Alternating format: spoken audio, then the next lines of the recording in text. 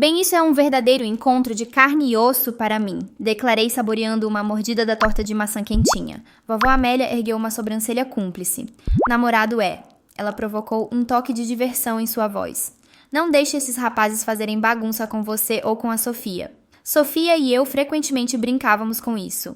Eu ri balançando a cabeça. Não, nenhum homem nascido poderia bagunçar com a nossa dupla. Bom, mantenha assim. Ela aconselhou seu tom firme, mas cheio de carinho. Homens vêm e vão, mas seu laço com a Sofia, esse é para sempre. Eu assenti uma sensação de certeza me invadindo. Ela estava absolutamente certa.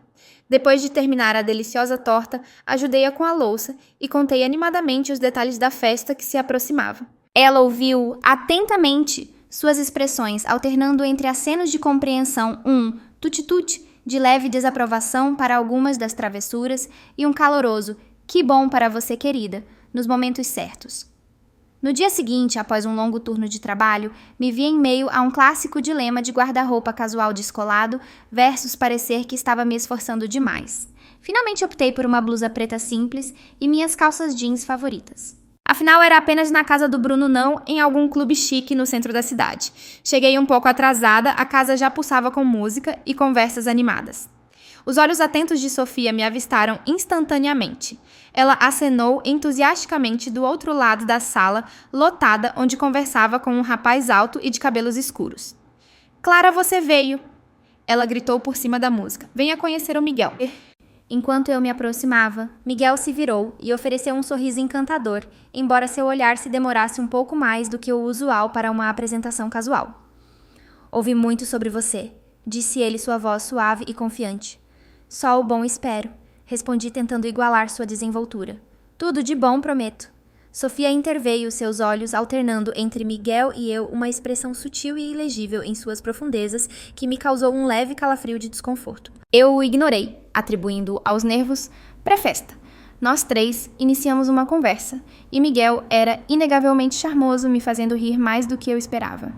No entanto, de vez em quando, seus elogios pareciam um pouco mais incisivos, seus olhares um pouco mais intensos. Ignorei a sensação incômoda em meu estômago, atribuindo-a ao excesso de pensamento. Após a festa, as coisas entre Miguel e eu escalaram com uma velocidade surpreendente mais rápida do que eu jamais imaginei. Apenas 3 meses vertiginosos depois, lá estava eu, olhando meu reflexo em um espelho de loja de noivas, uma visão em um vestido branco que eu havia escolhido em uma corrida tonta. Minha mãe estava lá com a testa franzida de preocupação, enquanto ela se preocupava com cada pequeno detalhe, garantindo que o véu caía perfeitamente. "Clara, querida, você está absolutamente linda", disse ela suavemente, sua voz tingida de preocupação. "Mas você tem certeza disso? Tudo parece tão rápido." Forcei um sorriso brilhante, tentando afastar as dúvidas persistentes que continuavam a surgir em meus pensamentos. "Mãe, está tudo bem. Estamos bem. Miguel é ótimo, você sabe disso." Ela suspirou, alisando gentilmente o tecido do meu vestido. "Eu sei, querida. Eu só sinto falta da Sofia por perto. Você tem falado com ela ultimamente." A menção de Sofia foi como uma facada no meu estômago. Não nos falávamos desde a festa de noivado, um encontro que ela havia deixado cedo com um sorriso forçado e um abraço de despedida anormalmente apertado. "Na verdade, não, mãe. Você sabe como é. As coisas ficaram um pouco complicadas." As semanas que antecederam o casamento foram um borrão caótico de planejamento e uma tensão palpável. A ausência de Sofia pairava grande um buraco escancarado em cada festividade. Tentei entrar em contato, mas minhas ligações iam direto para a caixa postal e minhas mensagens permaneciam sem resposta. Doía mais do que eu queria admitir, e a cada dia que passava, o peso do silêncio dela se tornava mais pesado.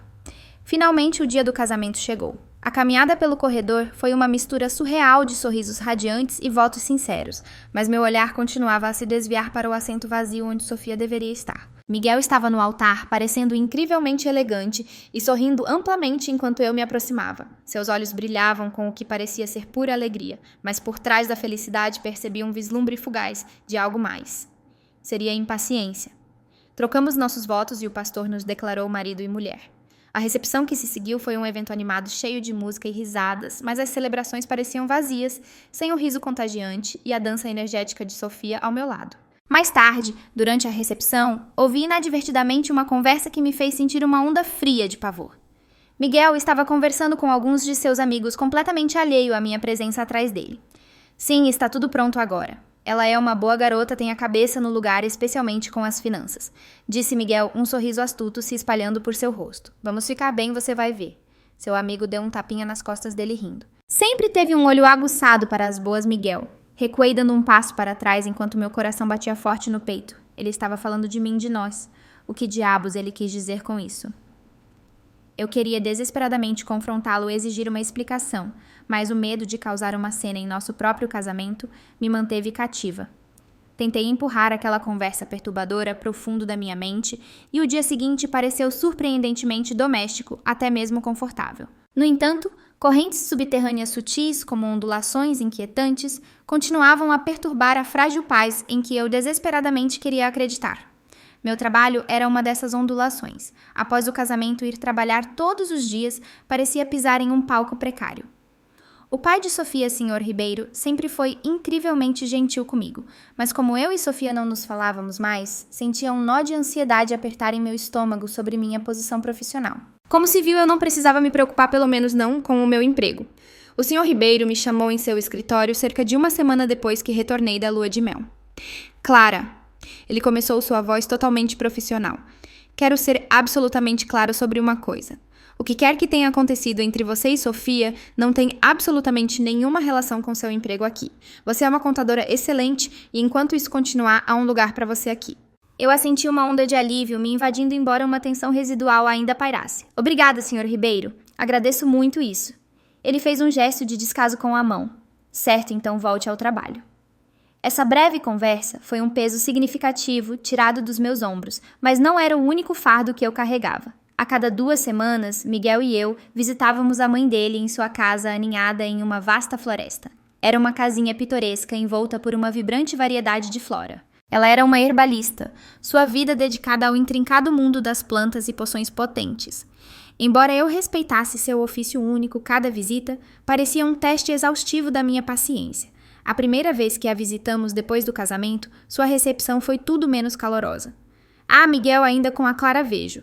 Ela observou, me examinando como se eu fosse um lote de ervas particularmente decepcionante. Eu honestamente pensei que a essa altura você já teria caído em si. Miguel simplesmente riu seu braço em meu ombro, apertando um pouco demais. Mãe, por favor, a Clara é ótima, você sabe disso. A mãe dele estalou a língua, balançando a cabeça, enquanto derramava cuidadosamente um líquido viscoso em um pequeno pote. Se você diz. Mas lembre-se, a oferta ainda está de pé. Sofia seria uma ótima esposa, sabe cozinhar e organizar um balancete. A viagem de volta para casa naquele dia foi sufocantemente silenciosa. Olhei pela janela, com os braços cruzados firmemente um nó pesado de ressentimento apertando meu peito. Sua mãe realmente não gosta de mim, não é? Finalmente soltei incapaz de impedir que o amargor transparecesse em minha voz. Miguel suspirou, lançando um olhar fugaz em minha direção, antes de focar novamente na estrada. Ela é antiquada, sabe, teimosa? Dê tempo ao tempo. Mas por que isso não te incomoda? Pressionei minha frustração borbulhando à superfície. Ela está falando da sua ex, quase como se eu estivesse apenas esquentando seu lugar até você voltar para ela. Ele ficou em silêncio por um longo momento, então simplesmente deu de ombros. Eu não sei, Clara. É o jeito dela. Não leve para o lado pessoal. Mas como eu poderia não levar? Cada visita, cada comentário direcionado parecia um lembrete constante de que eu não era exatamente o que ninguém esperava ou desejava. Eu era a substituta, a escolha não tão certa, e com a aceitação passiva de Miguel, eu me sentia cada vez mais isolada e sozinha em meu próprio casamento. O dia em que vovó Amélia faleceu foi como um golpe físico, como se alguém tivesse arrancado o chão debaixo de mim. Ela havia sido mais do que apenas família. Ela era minha estrela-guia, minha bússola inabalável, especialmente durante esses tempos cada vez mais tempestuosos. O funeral foi um borrão de rostos sombrios e tapinhas reconfortantes nas costas, tudo abafado sob o pesado céu cinzento que parecia chorar junto comigo. Depois, nos reunimos no escritório de seu advogado para a leitura de seu testamento. Sentei ali entorpecida e alheia sem realmente esperar muito. Então, a voz do advogado ressoou pela sala silenciosa. Vovó havia deixado sua casa espaçosa e uma quantia substancial de R$400 mil para mim e só para mim. Minha cabeça girou uma onda de descrença me invadindo. Pelo canto do olho percebi a reação imediata de Miguel. Seus olhos não apenas se iluminaram, eles praticamente brilharam com excitação gananciosa. Uau, amor, isso é incrível! Exclamou Miguel, apertando minha mão um pouco demais enquanto saíamos do escritório do advogado. Sua avó realmente nos preparou. Uma semente de desconforto começou a brotar dentro de mim, uma pontada incômoda no estômago. Tentei racionalizá-la dizendo a mim mesma que era apenas luto, que o mal-estar vinha da perda profunda da vovó, não da reação inquietante de Miguel. Mas no fundo eu sabia melhor. Este era um tipo diferente de desconforto, um que eu não podia simplesmente explicar. De volta para casa, as coisas começaram a mudar sutilmente. Miguel começou a desaparecer à noite, chegando cada vez mais tarde com desculpas esfarrapadas que mal se sustentavam. Ele ignorava minhas perguntas, cada vez mais preocupadas, com um aceno de mão desdenhoso. Só com os meninos sabe como é. Mas eu não sabia. Tudo parecia terrivelmente errado. A gota d'água veio em uma noite tensa, durante um jantar forçado. Miguel casualmente mencionou a herança. Sabe, Clara? Ele começou sua voz enganosamente casual enquanto me passava o sal. Nós realmente deveríamos pensar em investir esses 400 mil reais. E a casa, poderíamos vendê-la, fazer uma fortuna e investir isso também. Eu encarei meu garfo suspenso. A meio caminho da boca, a comida de repente com gosto de cinza. Vender a casa da vovó, você está falando sério? Sim, porque não está lá parada. E pense no dinheiro que poderíamos fazer. Ele estava transbordando de um entusiasmo inquietante, como se tivesse acabado de revelar o plano perfeito e infalível. Lentamente coloquei meu garfo de volta no prato, meu apetite completamente desaparecido. Não, Miguel, eu vou alugá-la. É o que ela teria querido. E o dinheiro vai para um fundo dedicado à educação de nossos futuros filhos. O rosto de Miguel endureceu instantaneamente, seu sorriso forçado desaparecendo. Essa é uma ideia estúpida, Clara. Poderíamos ser ricos se você não fosse tão sentimental com aquele lugar velho. E suas palavras duras me atingiram e explodimos em uma discussão amarga. Vozes elevadas em raiva, palavras dolorosas jogadas descuidadamente no espaço já tenso entre nós, palavras que uma vez ditas nunca poderiam ser verdadeiramente retiradas.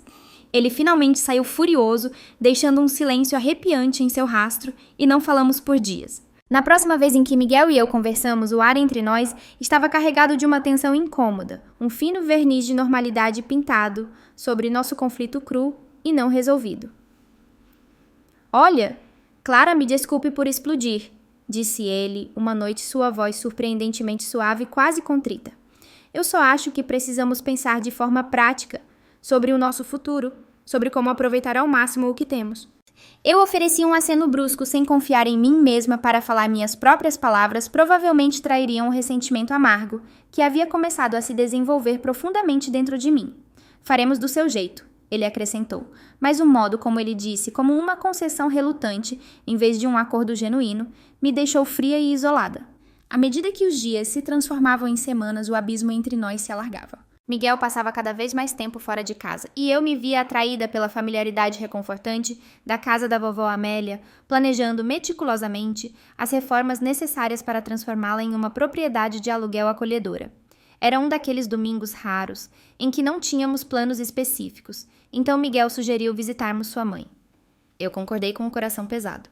Cada visita havia se tornado progressivamente mais difícil, mas eu não queria ser a razão pela qual ele não podia ver sua própria mãe.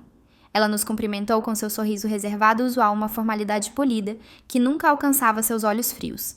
Não demorou para que a atmosfera já tensa se tornasse ainda mais densa. Nem na metade de um jantar tenso, ela começou a esfregar as têmporas dramaticamente, seus suspiros mais pesados que o ar úmido do verão. Ah, Clara querida, eu tenho me sentido tão terrivelmente mal ultimamente. Ela lamentou dramaticamente enquanto nos acomodávamos na sala de estar empoeirada e mal iluminada. Mal consigo me virar sozinha. Ofereci um aceno apertado, meu estômago revirando com uma potente mistura de ansiedade e desgosto. Mas por trás da superfície de minha polidez forçada, meu próprio plano, cuidadosamente construído, começava a tomar forma. Por que não damos uma pequena caminhada lá fora? Sugeri alegremente, talvez um pouco entusiasmada demais. Um pouco de ar fresco pode fazer bem a todos nós. A mãe dele hesitou por um breve momento, mas surpreendentemente concordou, arrastando-se em direção à porta com uma agilidade suspeita para alguém supostamente tão frágil. Uma vez lá fora, fiz uma demonstração deliberada de me curvar para amarrar o cadarço, permitindo estrategicamente que eles caminhassem alguns passos à frente. Então, fingindo uma súbita percepção, voltei para dentro da casa sob o pretexto de pegar um casaco esquecido. Uma vez lá dentro, meu coração martelou contra minhas costelas, enquanto eu abria rapidamente o aplicativo de gravador de voz em meu telefone, e o enfiei discretamente debaixo de uma almofada no sofagasto. Juntando-me a eles lá fora, o dispositivo inofensivo, agora, estava gravando silenciosamente quaisquer maquinações sinistras que pudessem ocorrer em minha ausência. Caminhamos pelo jardim, coberto de vegetação por um tempo, a conversa leve e superficial, mas minha mente estava acelerada, cada terminação nervosa em alerta máximo. Depois de garantir que estavam profundamente absortos em sua conversa ociosa, me desculpei fingindo uma súbita e latejante dor de cabeça, e a necessidade urgente de um rápido descanso. Eles continuaram sua caminhada tranquila, e eu refiz meus passos de volta para o chalé, meus movimentos tão silenciosos quanto um sussurro. Escondida na despensa apertada e abafada logo ao lado da sala de estar, esforcei meus ouvidos à respiração presa no peito. Logo, suas vozes agora desprotegidas e conspiratórias flutuaram pela porta fina. A voz de Miguel estava carregada de uma excitação arrepiante, a de sua mãe escorrendo com uma alegria sinistra e triunfante. Está quase pronto, mãe. Miguel sibilou sua voz enviando arrepios gelados pela minha espinha. Assim que a Clara se mudar por algumas semanas para ajudar, podemos começar com as ervas que você preparou. Ah, Miguel querido, sua mãe respondeu, sua voz um riso baixo e perverso que me causou ondas de horror. Tudo está preparado perfeitamente. Essas minhas ervas especiais, elas agem rápido, muito rápido, e não deixam absolutamente nenhum vestígio. Apenas certifique-se de que ela beba o chá dela todas as manhãs. Ninguém nunca vai suspeitar de nada. E assim que ela se for... Miguel continuou sua voz desprovida de qualquer remorso, não haverá mais dívidas pairando sobre minha cabeça. Posso finalmente limpar minha bagunça e seguir em frente, talvez até com a Sofia. Sentindo como se todo o meu corpo tivesse sido encapsulado em um bloco de gelo cuidadosamente, e silenciosamente voltei para fora da despensa e para a sala de estar vazia. Com os dedos trêmulos, peguei meu telefone, parei a gravação e o guardei no bolso. O pequeno dispositivo, agora, um peso pesado de evidências incriminatórias contra eles. Naquela noite o sono me fugiu. A gravação arrepiante tocava repetidamente em minha mente, cada palavra uma nova facada de traição e terror. Eu sabia que não podia mais ficar em silêncio. Eu tinha que agir e rápido. Amanhã não poderia chegar rápido o suficiente e com sua chegada eu começaria a colocar meu plano desesperado em ação. Eu nunca imaginei que teria que orquestrar minha própria vida como se fosse uma cena dramática de um filme, mas lá estava eu, me preparando para a performance de uma vida. Voltando do trabalho, na terça-feira seguinte, fingindo total desespero, joguei minha bolsa no sofá com um baque dramático, soltando um suspiro pesado e teatral enquanto desabava ao lado dela. Fui demitida hoje, anunciei minha voz pesada com falsa devastação. O pai da Sofia me mandou embora a pedido dela. Não há absolutamente mais nada para mim aqui agora. Miguel congelou seus olhos, se arregalando com uma mistura grotesca de choque fingido e uma alegria perturbadoramente triunfante. Você foi demitida. Sério. Bem, isso é lamentável, amor. Ele gaguejou um sorriso mal disfarçado brincando em seus lábios. Mas ei, talvez isso seja para o melhor, sabe? Agora você pode finalmente morar com minha mãe e ajudá-la. Ela realmente precisa de você. Ketsi. Suas palavras tão previsivelmente egoístas e insensíveis alimentaram minha fúria cuidadosamente controlada. Não, Miguel, respondi, levantando-me para encará-lo, minha voz tremendo com raiva cuidadosamente elaborada. Eu nunca vou morar com ela. Não consigo acreditar que você me pediria isso. Seu rosto se contorceu de frustração genuína enquanto ele gritava de volta. Bem, se você nem sequer fará isso por mim, por nós, então talvez nem deveríamos estar juntos. Talvez devêssemos apenas nos divorciar. A palavra divórcio pairou no ar entre nós como uma promessa sombria e sinistra. Com uma sombria satisfação, peguei em minha bolsa, meus dedos fechando-se nos nítidos papéis de divórcio que eu havia secretamente preparado semanas antes. Sorrindo levemente, uma fachada friamente calma. Mascarando a turbulência interior, entreguei-os a ele. Você quer um divórcio, Miguel, você o tem. Eu já assinei os papéis. Acabou. Sua expressão, uma mistura desconcertante de confusão e horror nascente, foi quase catártica de testemunhar. O que você? Você quer isso? Eu sei de tudo, Miguel, disse minha voz surpreendentemente firme, apesar do batimento frenético do meu coração. Sobre suas dívidas, seus planos repugnantes com sua mãe. Tudo. À medida que o peso total das minhas palavras caía sobre ele, seu choque inicial se transformou em uma raiva perigosa e descontrolada. Ele deu um passo ameaçador em minha direção, os punhos cerrados. Mas antes que ele pudesse me alcançar, a porta da frente se abriu e 2 policiais uniformizados entraram na sala, sua presença imponente, uma parede sólida entre mim e meu marido enfurecido. A fúria de Miguel murchou instantaneamente quando a dura realidade de sua exposição o atingiu como um golpe físico.